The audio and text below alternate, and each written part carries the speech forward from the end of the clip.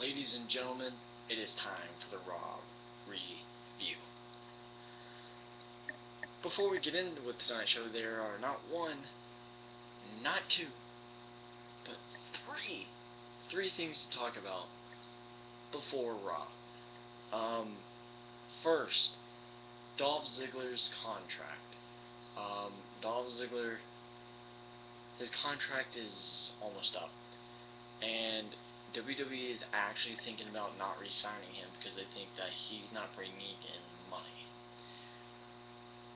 I have to disagree with that. I think Dolph Ziggler is one of the main reasons why WWE is making money, especially when he holds the World Heavyweight Championship. When he cashed it in, did you guys not hear the roof blow off the building? I heard it. I'm sure China heard it, even though they weren't even in China. Dolph Ziggler not making money. My ass.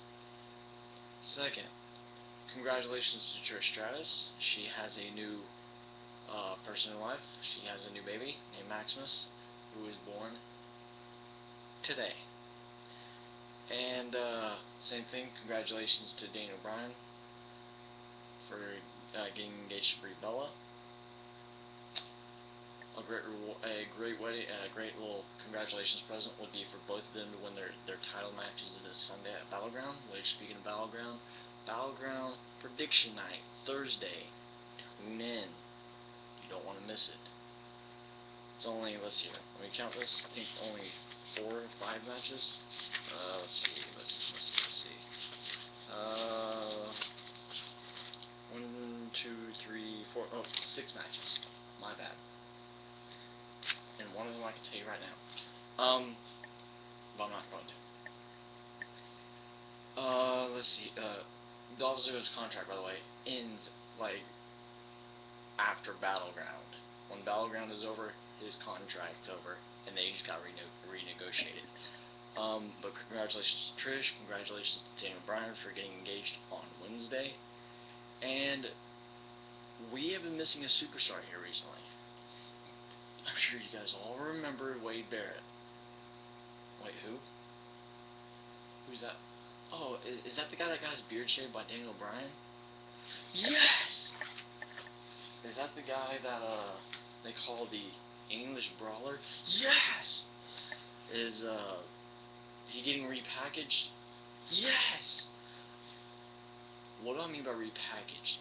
Apparently, Wade Barrett is getting like a new gimmick. That he's actually going to be a brawler from England instead of what he's been for the past past two times he's returned. But apparently he's getting a new look, a new gimmick, and all this when he comes back. When he's come back, I don't know. I didn't even know that he was injured. I kind of figured that, hey, they punished him, they took him off TV, or he failed a drug test or something. I don't know. I have no idea where he's been. Let's see here. We can now get into Raw. That was your news, so to speak, before Raw. I know you guys are ready for me to talk about Raw. I know that Brie and Nikki are ready for me to talk about Raw. I know that Lita and Melina are ready for me to talk about Raw. So let's talk about Raw. To start off Raw, we actually had CM Punk come out to the ring, and he's debuting actually a new T-shirt. It's like his old T-shirt that he debuted whenever he did this whole cult of personality. Except for it's a fist holding a bunch of arrows in it. I kind of like it. I actually want this shirt. So it might cost me another $33, but I want this shirt. They showed what happened to him last week about how he got basically beat up. And he talks about it with predictability. And he says that they're all predictable. Ryback's predictable, Heyman's predictable, Axel's predictable. Heyman is more than likely going to set a trap for him tonight, and let's see here. Punk says that all he wanted tonight was a match. He wanted to fight someone, whether it was Paul Heyman, whether it was Ryback early, whether it was Axel. And Maddox comes out and says, well, here's the thing. You're not getting Heyman tonight. You're not getting Axel tonight. You're not even getting Ryback tonight, because that's coming Sunday. And then out comes Big E Langston, and that makes his match for the night. It was Big E Langston versus Punk. Well, sorry, Punk versus Big E Langston. And Punk won this hands down. He did the GTS and got the win. We then had Fandango versus Kofi Kingston. And this match was okay, but after the match, we had the Wyatts arrive, and Kofi grabs a chair as the Wyatts are coming down, and Bray cuts a promo as he's sitting in the chair. I don't really know what he said, because I didn't really pay attention, because I was kind of hoping that he would send his little goons out, Luke Harper and Eric Rowan, to attack Kofi, because I'm really not that big of a Kofi fan. To me, Kofi's like their main mid-card guy. If they need to put a title, like a mid-card title, on someone and then have them lose it here over the next couple weeks or the next couple of days, they give it to Kofi. That's their guy. Kind of like John Cena's their main world title guy, it seems like, that, or Alberto Del Rio, because how many times has Alberto Del Rio won and then lost it? I mean, at this rate, Alberto Del Rio is going to be where Orton is now within the first, sorry, this thing's not even working, 3 years of his career, 2 years, I don't know how many years he's been there. He's been there since WrestleMania 27, so, or mid after 26, beginning of 27, so he's been there for probably about 3 years now. And he's already won this thing like 7, 8, 9, 10, 11, 12 times. I don't know. So Alberto Del Rio is like their main world heavyweight champion guy, who they plan to give the title to until they can think of something good, or think of someone better to take it away from him. Like Rob Van Dam, who's never going to do it. Rob Van Dam, I'm saying this right now, is never going to win a title with this contract he's got. He might as well just take a new, sign a new contract if he wants the title that bad. I mean, yeah, he's got a hardcore match at Battleground, but he's still not going to win it, because he's on his 90 days right after, or his 90 days is up right after Battleground, and then he's got a 30-day hiatus. He's not winning a title. I've had so many people will tell me, why do you think RVD's not going to win? People at my work talk to me and watch the show. People at my work ask me, why do I think RVD is not going to win? And I tell them every single time, due to his contract, he's not going to win a title. He's on his 90 days, his 90th day at Battleground, and then he's got 30 days. You got 30 days to defend your title. And he's not doing that, because there's no point on giving a guy a title if you only have a short-term contract like this, that you have 90 days to wrestle, 30 days off, 90 days to wrestle, 30 days off, and that's how his contract is. If he signs one like CM Punk, where he wrestles every day, every week, every month, every year, then I could see him winning titles. But with this, it's not going to happen.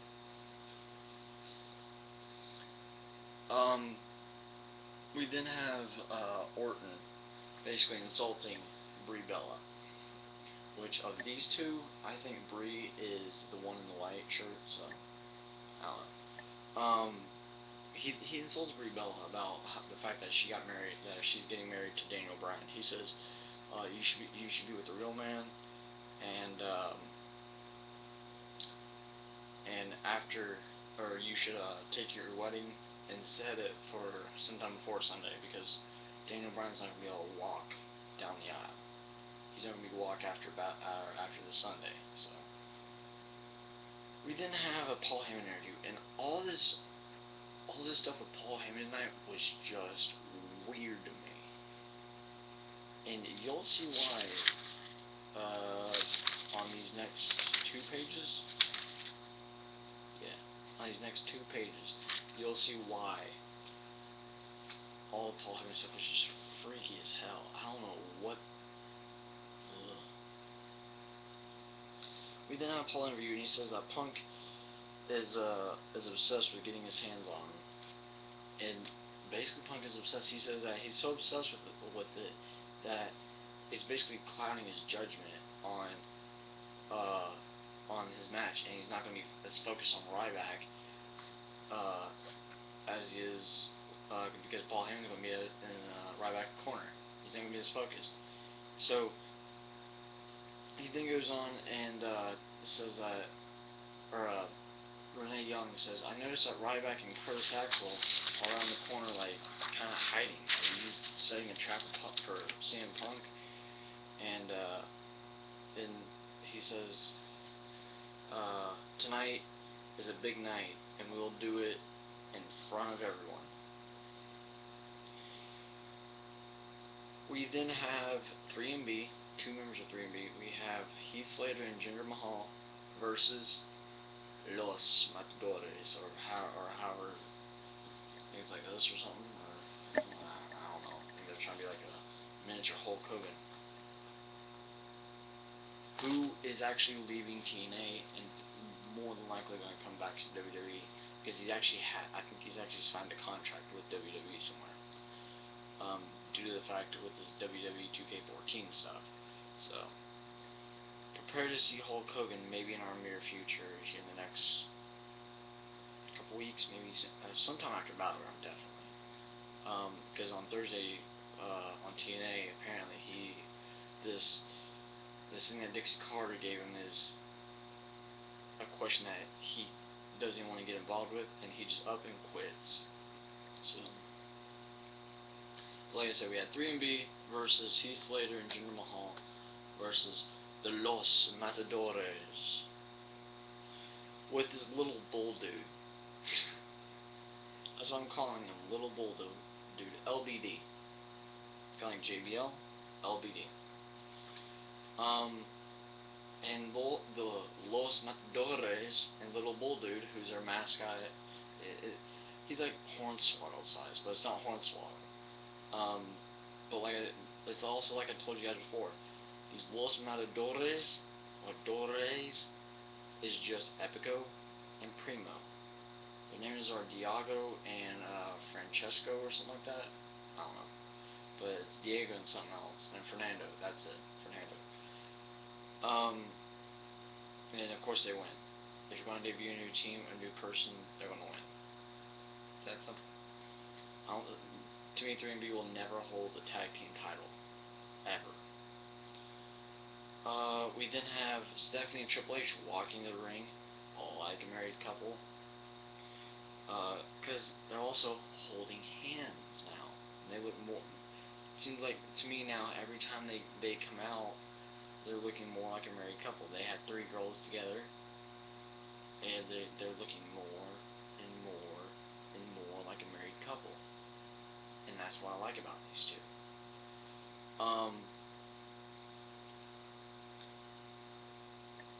Triple H invites the Road family to the ring for what he calls opportunity number 4. Triple H reminds all of them what happened before opportunity number 4, like Cody Rhodes fought for his job. We had Goldust come out, or we had Goldust next week, trying to get his brother's contract back. We had Dusty Rhodes make a decision on which son he wants back in the WWE. And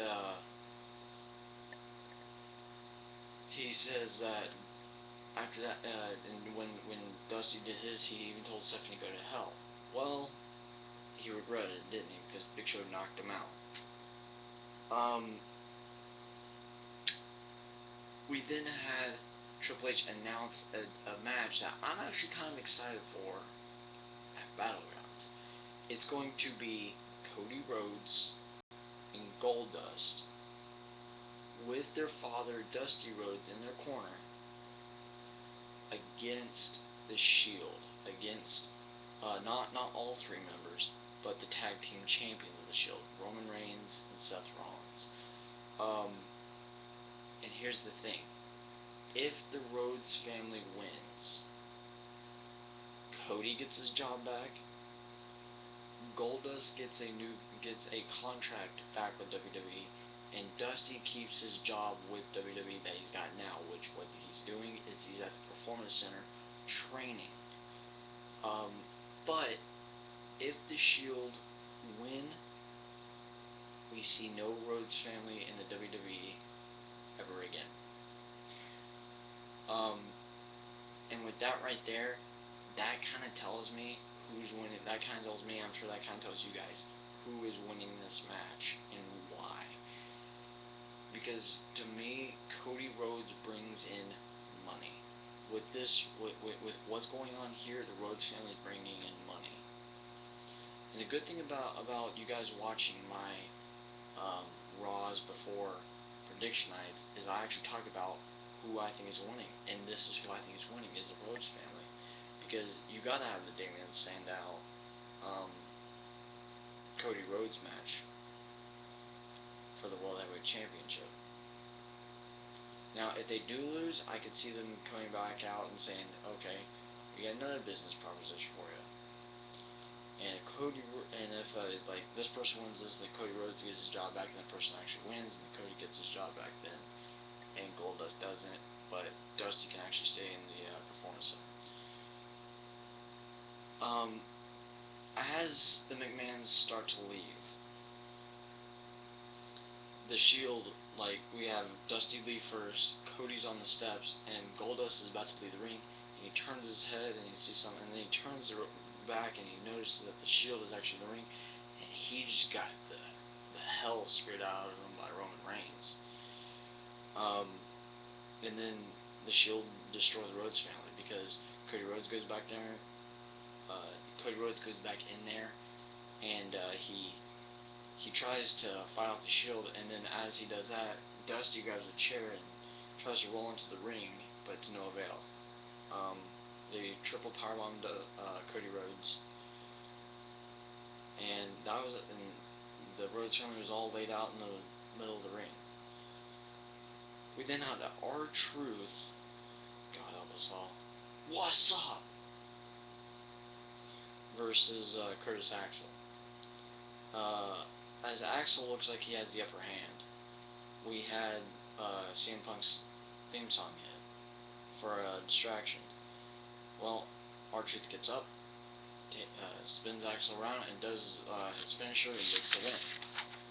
Well, we then see later on R-Truth, well, actually that's later on, so I can talk about it later on. The next match after that is Alicia Fox versus Brie Bella. Okay, to be honest with you, let's see here. Were any of these matches good? Punk's match, to be honest with you, was not really that good. Fandango, Kofi Kingston was not good. Los Matadores, the only thing I liked about them was they're a good team. I mean, that match wasn't really that good either. Axel R-Truth wasn't that good. Alicia Fox Brie was not really that good at all, but you know Brie won for momentum for the Sunday.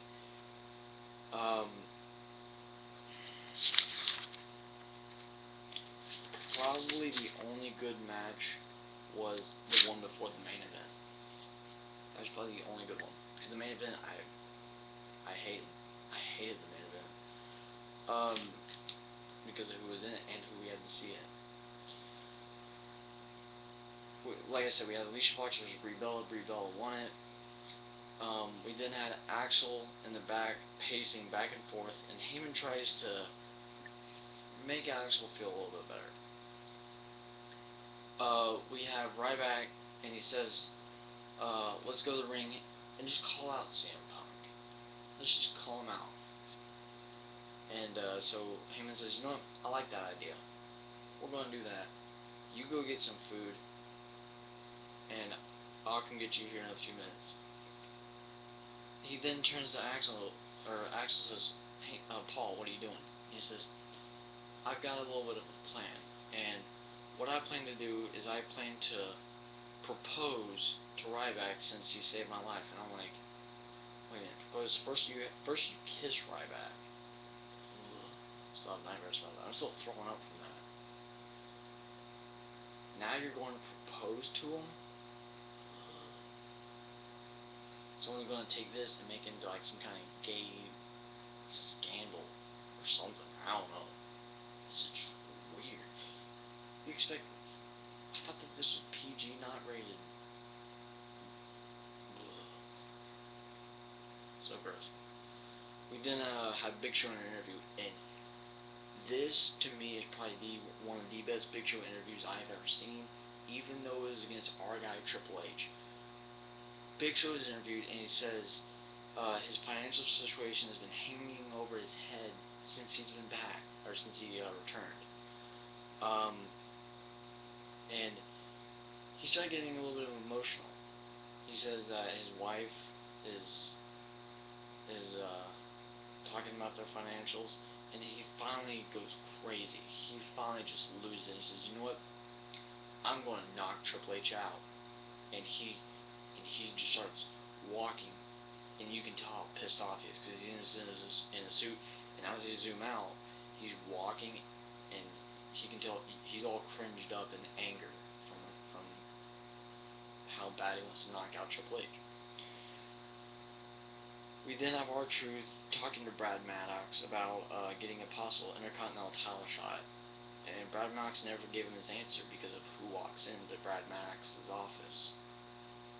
Well, Big Show walks into Brad Maddox's office, losing it, and he picks up Brad Maddox with 2 hands, presses him up against the Battleground sign, and then Brad Maddox wraps his legs around the Big Show. He presses him up against the Battleground sign and says, "I want you to go get Triple H, bring him here, so I can knock him out." And so Brad Maddox tried to reason with Big Show, and it was to no avail. He just takes him and he says, "You do that now, or I'm knocking you out." So he kind of like throws Brad Maddox on the ground. Maddox runs out, and I guess goes and looks for Triple H. We then have Zack Ryder versus Alberto Del Rio. The match was just terrible booking. Del Rio won this because he's the world heavyweight champion. He's not the YouTube champion like me, but he's the world heavyweight champion. And he's the guy who's going to retain this at Battleground. I'm sorry for all you RVD fans. I'm an RVD fan. I love RVD, but he's going to retain his title at Battleground. Sorry. You could say, yeah, but third time's the charm. No, third time is not the charm. Basically, RVD's had one too many opportunities, and it's time for him to go really to the back of the line. I like RVD, but it's just time to give up on it. We then have Ryback with Paul Heyman walk out, and Heyman says that he owns CM Punk. What the hell does he mean by that? No one owns CM Punk except for CM Punk himself.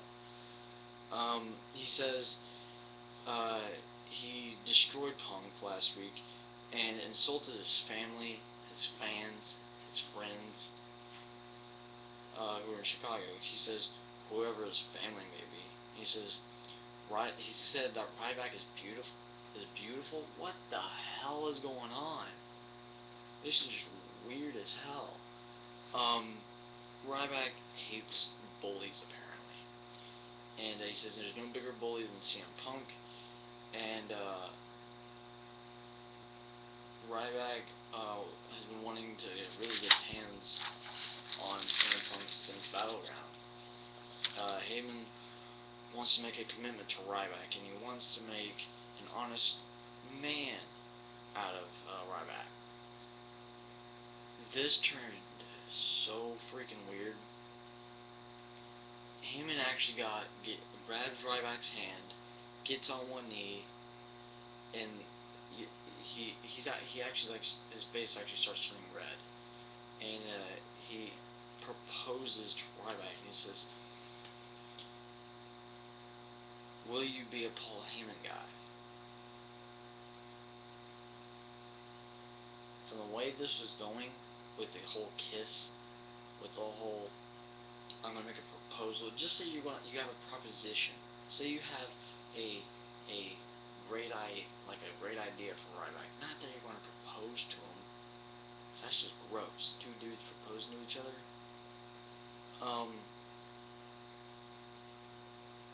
Punk's music hits, and they look around. Punk's nowhere to be found, and as they're just looking all around. They're looking in the fans, the stage, fans, behind the commentary table, under the ring. They're looking for Punk.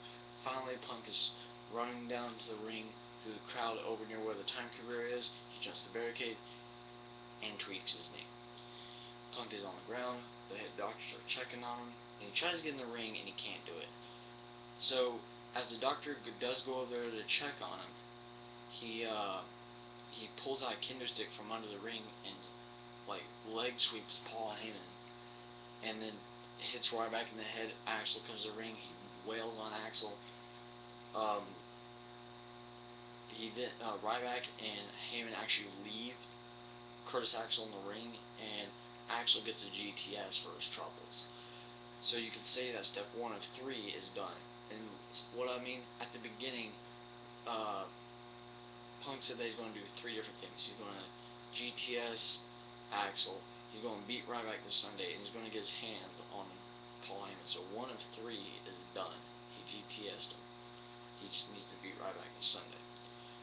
We then had the Shield versus the Usos. This was the match versus the main event, or before the main event. This match was okay.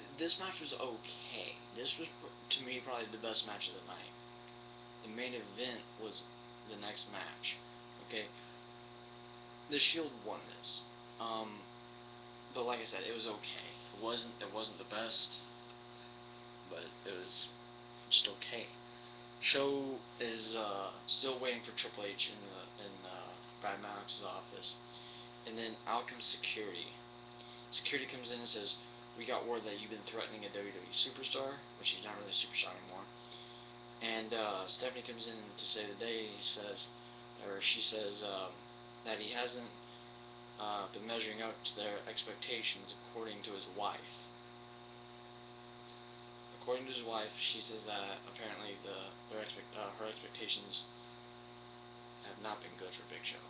I guess she's not really happy with him. Well, as they all leave, Big Show sits on the couch and he just starts getting all emotional again. And then he notices the Triple H Thy Kingdom Come DVD poster. He walks up to it, and he clenches his fist and just punches the hell out of it. He punched it so hard, he ripped a hole through it and in the wall. We then had an RVD interview, and during this interview, they actually showed RVD's top 10 most extreme moments. And in translation, what hardcore is Rob Van Dam. That's right. And I agree.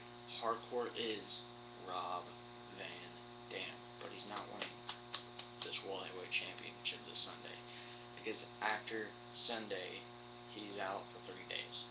So expect to see him back October 5th, or November 5th, which is the day that Total Divas airs. We then have your main event. God help us all, this main event was terrible. This is probably one of the worst main events I've ever seen in my entire life. And I've been watching wrestling since '97 when this belt was still in action, which I got this in '98, but I was watching '97 when I was 7 years old. So, yeah. It was Antonio Cesaro versus Santino Marella with the Great Khali and Hornswoggle in his corner. God help us all. I mean, yes, this is Breast Cancer Awareness Month, October, with the pink ropes. That I don't mind, but this was just terrible. This was awful. Santino gets the win after, I'm saying about 30 of the swings that Cesaro's been doing. And he's getting what I'm calling a dizzy roll-up. And that's it. We then have Jerry the King Lawler in the ring, and he introduces Bryan, and then he introduces Orton. And he says that when Triple H vacated the title and didn't give it to Orton, he was unhappy. Now that he's now that he's like the old Viper, he is actually really happy. He is in his comfort zone, so to say. And Daniel Bryan actually responds, and he insults the way that Orton was talking. He says, "Wow, you're very monotone. What'd you do? Go up into the mirror and actually practice your promos?" And he says, basically, what you're not gonna win because you need motivation, and the person who's motivating you is Triple H and Stephanie. And the crowd starts chanting yes, and when they do that, Orton just gets mad and loses it. And he says, and he tells the crowd to shut up, and he's like, no, no, no. Every time the crowd went, yes, yes, yes, yes. He was saying, no, no, no. And then, what made Daniel Bryan lose it? This was supposed to be like a no contact, face-to-face talk with him. What made Daniel Bryan lose it was when he started talking about Brie Bella. You don't talk about another man's girl. I'm sorry. I would do the exact same thing. I would have punched Randy Orton in the face too. But I'm not a WWE superstar. He says that Brie Bella's actually gonna wake up one day and realize that I'm not sleeping with Randy Orton, and that I'm sleeping with some goat-faced troll, and I should go with Orton, and he just basically insulted Brie, and that made Daniel Bryan lose it, and he punches Orton in the face, and they takes the brawl outside. Orton gets the upper hand and smashes his head against the turnbuckle, takes his arm and takes his shoulder and smashes out against the turnbuckle. He then takes Bryan and suplexes him onto the barricade. He then DDTs him off the DDTs him off the ring apron. And before he does that, Brie Bella actually runs down to the ring and begs for Orton to stop. And Orton doesn't stop. After he DDTs him, he tears the announce table apart, puts Daniel Bryan on top of it, and RKO's him through it. The table actually broke this time, unlike when him and John Cena. Unlike whenever he RKO'd John Cena on the announce table and like tore his pectoral muscle before WrestleMania 24. And what ended the show was that RKO through the table. Brie Bella went to go run up and check on Daniel Bryan, and as Randy Orton's walking away, show fades out, and then we go to the next show. This week's pay-per-view of the month, or of the week,